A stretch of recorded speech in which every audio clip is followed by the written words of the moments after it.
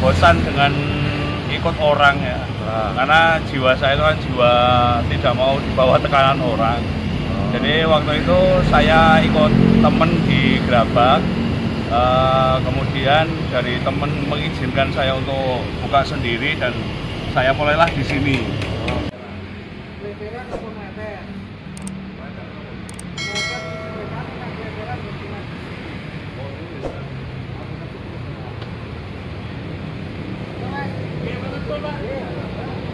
Oke, assalamualaikum warahmatullahi wabarakatuh, teman-teman semua ya. Pada kesempatan kali ini saya pas berada di Kabupaten Magelang, tepatnya di Kecamatan Badongan.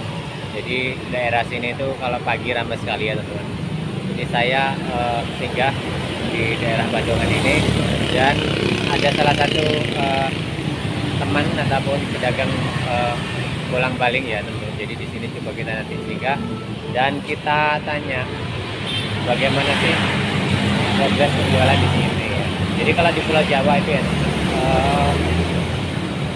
bolang-baling itu kan sudah rata ya, artinya dimanapun tempat itu banyak sekali yang sudah jualan.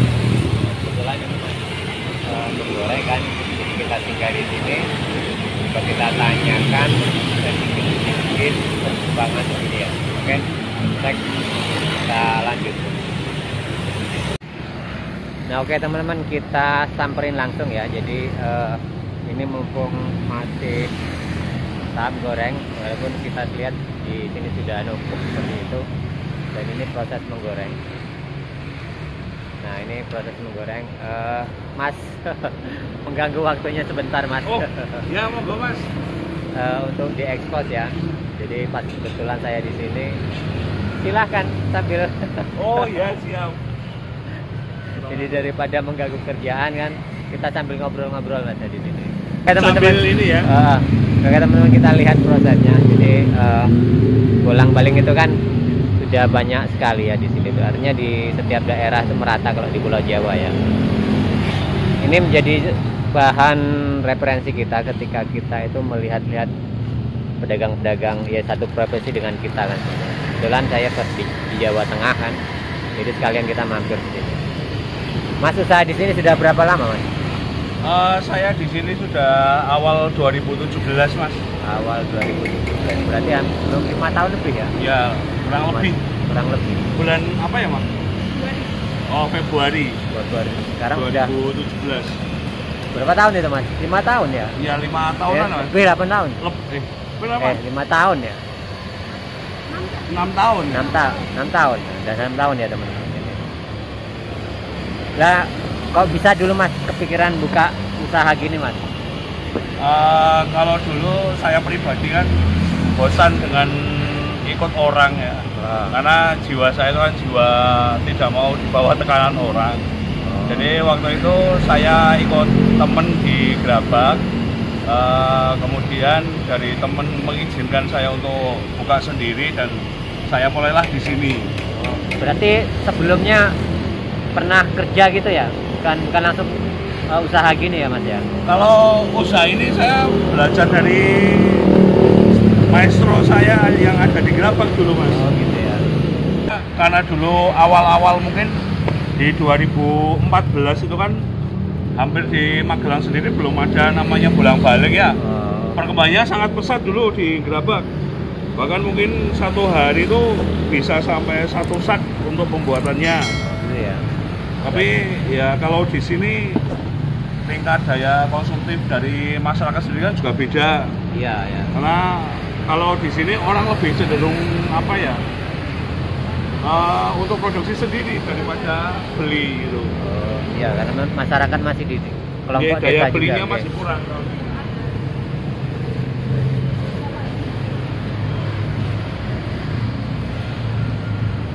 Ini kan sekarang persaingan usaha kan semakin ketat Mas ya sepertinya. Saya lihat di beberapa tempat itu kan hampir setiap jalan tuh ada penjual kayak gini. Ini pengaruh nggak sih Mas? Kalau dari segi pengaruh, jelas pengaruh Mas. Pengaruh ya. Cuman kalau saya pribadi kan justru memberikan motivasi buat saya sendiri dan juga usaha saya. Bagaimana kan kita tetap bisa memberikan pelayanan kepada konsumen, mempertahankan cita rasa yang kita dari dulu sudah dipercaya oleh konsumen seperti itu Mas. Jadi nggak takut Mas kalau saingan semakin banyak itu? Oh tidak Mas, kalau saya pribadi kan justru kan seperti itu memberikan motivasi buat saya pribadi. Jadi kita tidak takut terus walaupun taruhlah ada di sampingnya atau bagaimanapun tidak masalah. Kita itu anggaplah sebagai motivator untuk kita supaya kita bisa berkembang lebih baik, bisa memberikan pelayanan lebih baik kepada para konsumen. Nah ngomong-ngomong bocorannya nih Mas, semenjak usaha di sini omset itu bisa berapa kira-kira? Kalau omset di sini saya katakan selama pengalaman itu hampir hanya untuk kebutuhan sehari-hari ya Mas. Karena kemungkinan besar kalau di sini kan seperti jalur ramai, dalam artian jalur cepat.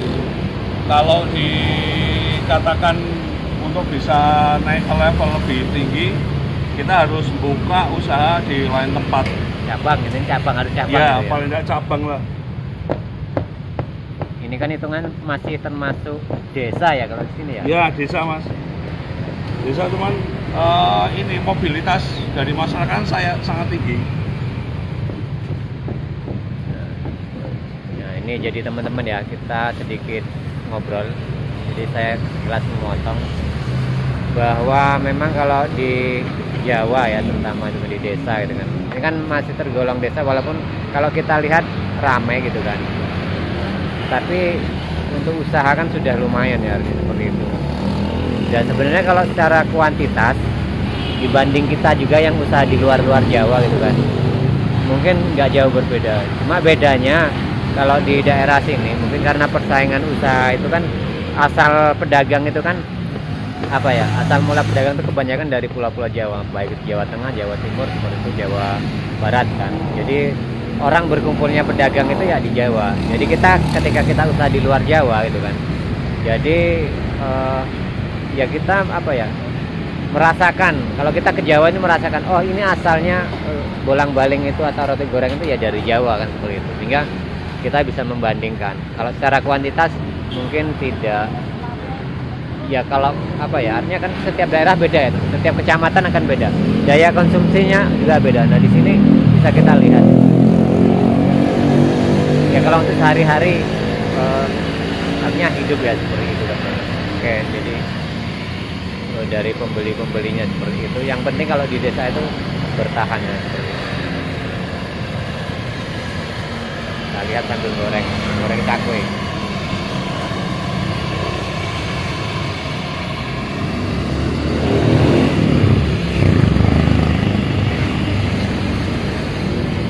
Udah mau selesai nih. Selesai Mas ya? Enggak.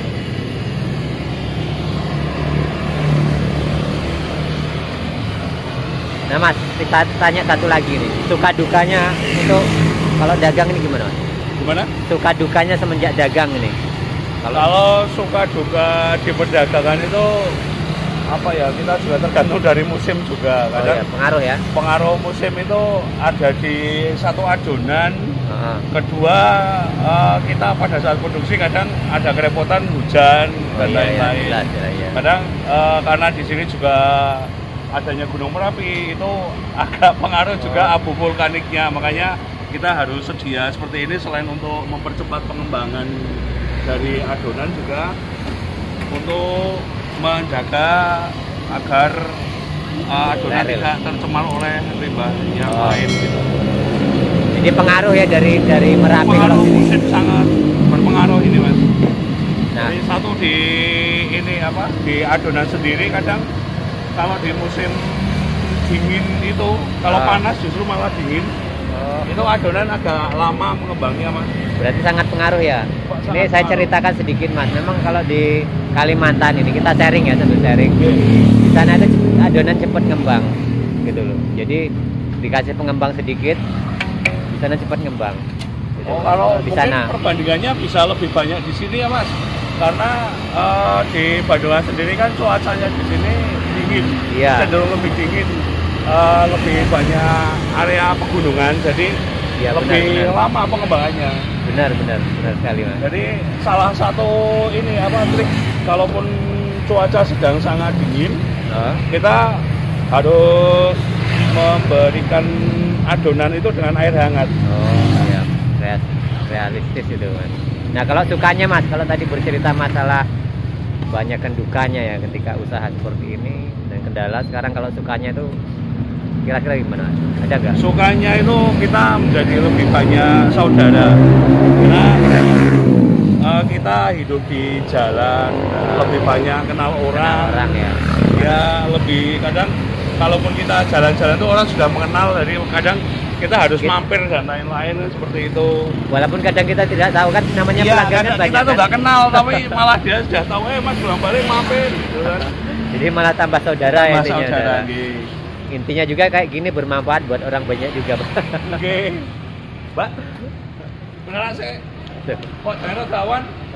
Jadi ya teman-teman kita sudah mendengarkan tadi cerita bahwa kalau di Pulau Jawa itu terutama daerah sini, jadi daerah sini itu bukan agak ya, memang cuacanya lebih dingin ketimbang kita yang usaha seperti di Kalimantan, Sumatera itu kan karena terutama Kalimantan itu tidak ada pegunungan ya, sehingga cuacanya itu panas atau gerah.